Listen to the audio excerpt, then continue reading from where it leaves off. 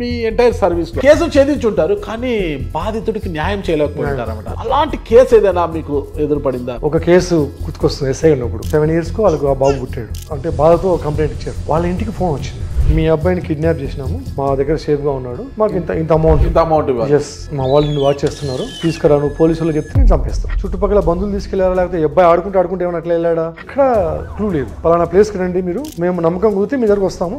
మేము చుట్టుపక్కల ఒక మఫ్టీలో ఒక 4-5 teams అటువైపు తిరుగుతున్నాడు. వాడు అనుకున్నాం వీడు ఎక్కువ తిరుగుతున్నాడు, డెఫినెట్ గా వీడే ఉంటాడు. ఆయన దగ్గర పోయి జేబులను తీసి చూపించినాడు. నిజంగా అతను పాపం తండ్రి స్టేషన్ బయట ఉండి మా బాబు సార్ అంటుంటే చాలా నరకయాతన అనిపించింది.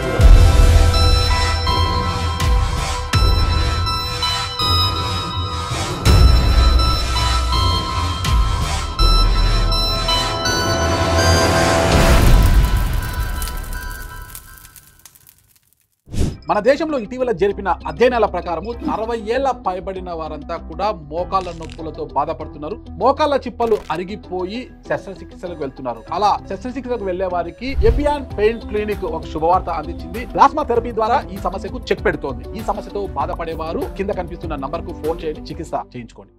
Welcome to Suman TV. నేను మీ నాగరాజ్ బైర్శెట్టిని. పోలీస్ అధికారులు కేసు ట్రేస్ అయినా కూడా బాధితులకు న్యాయం చేయలేకపోతారన్నమాట. అలాంటి సంఘటనను మనతో పంచుకోవడానికి సత్యసాయి పుట్టపర్తి జిల్లా అడిషనల్ ఎస్పీ ఆళ్ల శ్రీనివాస్ గారు మనతో ఉన్నారు. ఆయన అడిగి వివరాలు తెలుసుకున్నారు. సార్ నమస్తే. సార్ నమస్తే.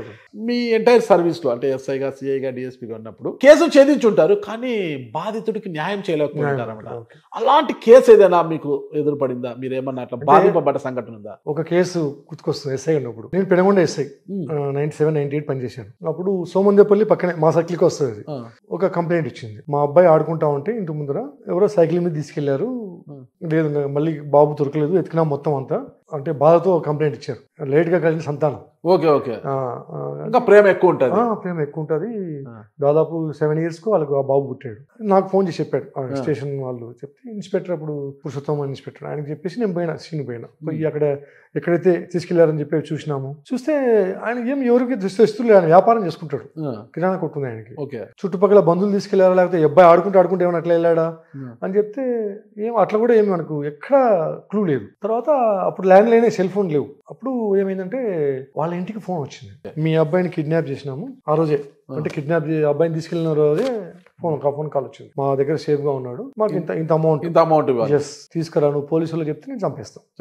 మా వాళ్ళు నిన్ను వాచ్ చేస్తున్నారు, డబ్బులు ఇవ్వడానికి రెడీ అయినాడు ఆయన. అయితే మేమే అప్పుడు అతన్ని కన్విన్స్ చేసి డబ్బులు మీరు ఇస్తారు, మేము షేప్ చేస్తాము, ప్రాబ్లం లేదు అన్ని అని చెప్పేసి ఆయన కన్విన్స్ చేసి ఫోన్ దగ్గర వాచ్ పెట్టి మళ్ళా ఒక ప్లేస్ చెప్పాడు. వాడు పలానా ప్లేస్ కి రండి, మేము నమ్మకం కుదిరితే మీ దగ్గరకు వస్తాము, అప్పుడు మాకు సూట్ కేసులో పెట్టి డబ్బు ఇచ్చేసి నువ్వు మీ అబ్బాయిని మళ్ళీ వేరే ప్లేస్ లో వదిలిపెడతాము, నువ్వు వెళ్ళి తీసుకో అనే విధంగా చెప్పారు. అని నెక్స్ట్ డే ఒక ప్లేస్ కి రమ్మన్నారు. నువ్వు ఒకడే రావాలా, మళ్ళీ పోలీసులు మీ బంధువులు చెప్పినావు అంటే బాగుండదు అని చెప్పాను. సరే అని చెప్పండి అని చెప్పేసి మనం ముందే గైడ్ చేసినాం. ప్లాన్ ప్రకారం ఒక సూట్ కేసులో అన్ని వైట్ పేపర్లు పెట్టి పైన ఒక నోటు కింద నోటు పెట్టి మధ్యలో వైట్ పేపర్లు పెట్టి ఇచ్చి పంపించి మేము చుట్టుపక్కల ఒక మఫ్టీలో ఒక 4-5 teams, ఎందుకంటే ఒకవేళ వాళ్ళు వచ్చినా కానీ మనము క్యాచ్ చేద్దామని దాదాపు 2-3 hours వెయిట్ చేసినాం. ఇంకా రాలేదు అని చెప్పేసి మళ్ళీ వెనక్కి వచ్చేసినాడు. మళ్ళీ ఫోన్ చేసినాడు, మేము టెస్ట్ చేసినాం నువ్వు ఒకడే వస్తావా ఎవరైనా తీసుకొస్తావా అని, నువ్వు ఒకడే వచ్చినావు, మాకు నమ్మకం కుదిరింది, నెక్స్ట్ రేపు మళ్ళీ ఇంకో అడ్రస్ చెప్తాము ఆడికి రాను అని నెక్స్ట్ స్పాట్ హిందూపూర్కి మార్చారు. ఒక సినిమా థియేటర్ దగ్గర సీన్ పెట్టుకున్నారు, ఆడికి రాను, 8 గంటలకు రా, నువ్వు సినిమా థియేటర్ ముందర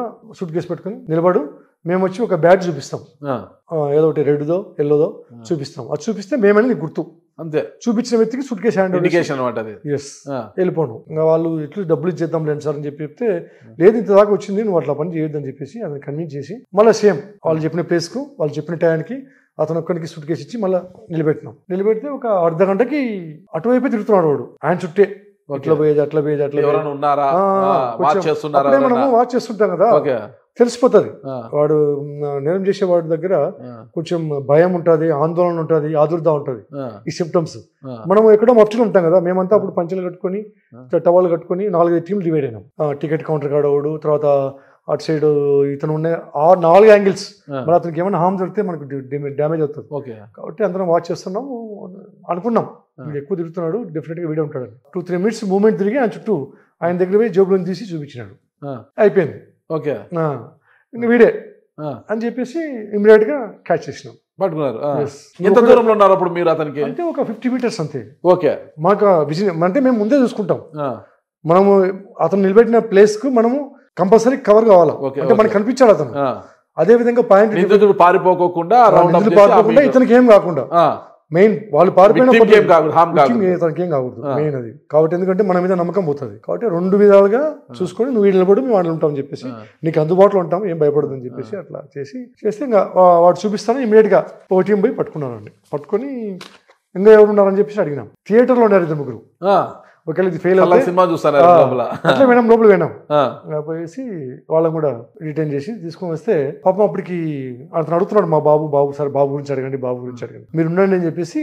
ఎన్ని సంవత్సరాలు బాబు? 5 years. ఇమ్మీడియట్ గా వేరే అక్కడ పోయి విచారించినాం. అదులో తీసుకుని విచారిస్తే చెప్పిన లేదు చంపేసినాను. అప్పటికే ఎప్పుడైతే కిడ్నాప్ చేసిన 2-3 hours చంపేసినారు. చంపి డబ్బులు డిమాండ్ చేసినారు. ఎందుకంటే ఎవరో డబ్బులు తీసుకొని చంపేసినారని ఆ విధంగా పోతుంది, యాంగిల్లో పోతుందని వాళ్ళు క్రియేట్ చేయాలని ట్రై చేసినారు. మనకు దర్యాప్తులు తెలియదు ఏమంటే ఇతను వ్యాపారస్తుడు కదా, కొట్టుకొచ్చినప్పుడు ఆర్గ్యుమెంట్ అయింది వాళ్ళిద్దరికి. ఆర్గ్యుమెంట్ ఆ వ్యక్తిని ఒక చెంప కొట్టుకుంటున్నాడు, వీళ్ళు నిందితుని చెంపకొట్టి.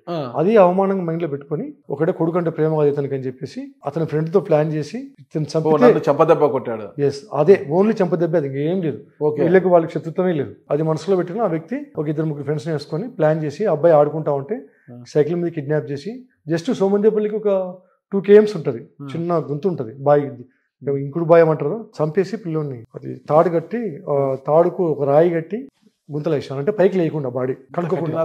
చూడు ఎంత పాశవికంగా చేశారు. నిజంగా అతను పాపం తండ్రి స్టేషన్ బయట ఉండి మా బాబు సార్ అంటుంటే మీరు చెప్పలేక ఈ విషయం అతనికి చెప్తే ఏమవుతాడో, అతను పాపం మళ్ళీ ఏదైనా స్ట్రోక్ వచ్చి మళ్ళీ ఏదైనా ఇబ్బంది పడతా అని చెప్పేసి కొడుకు కదా, చాలా నరకయాతన అనిపించాం మేము కూడా. తర్వాత మళ్ళీ పిలిచి అతను కూర్చోబెట్టి కొన్ని వాస్తవాలు మీరు తెలుసుకోవాలా, మా ప్రయత్నం మేము చేసినాము కానీ మీకు న్యాయం చేయలేకపోయినామని చెప్పి పెడితే పాపం అతను కుప్పకూలిపోయినాడు. మీ అబ్బాయి అప్పుడే చంపేశారు, చంపేసి వీళ్ళు డ్రామా ఆడినారు డబ్బు కోసం అని చెప్పిన. తీశారు సార్ మళ్ళీ బాబుని బయటికి? తీసాం. కేసును ఛేదించినప్పటికీ కూడా నిందితుల్ని పట్టుకున్నా కూడా బాధితుడికి న్యాయం, బాబు ప్రాణాన్ని కాపాడలేకపోయినాము, సజీవంగా అబ్బాయిని తండ్రికి అప్పగించలేకపోయినాం. కొన్ని సంఘటనలు తప్పవసరం అవన్నీ ఏమంటారు ఏదో ఒకటి సంక్లిష్టమైన ప్రశ్నలు, సమాధానం దొరికిన ప్రశ్నలు అవి. Okay sir, thank you. Right sir.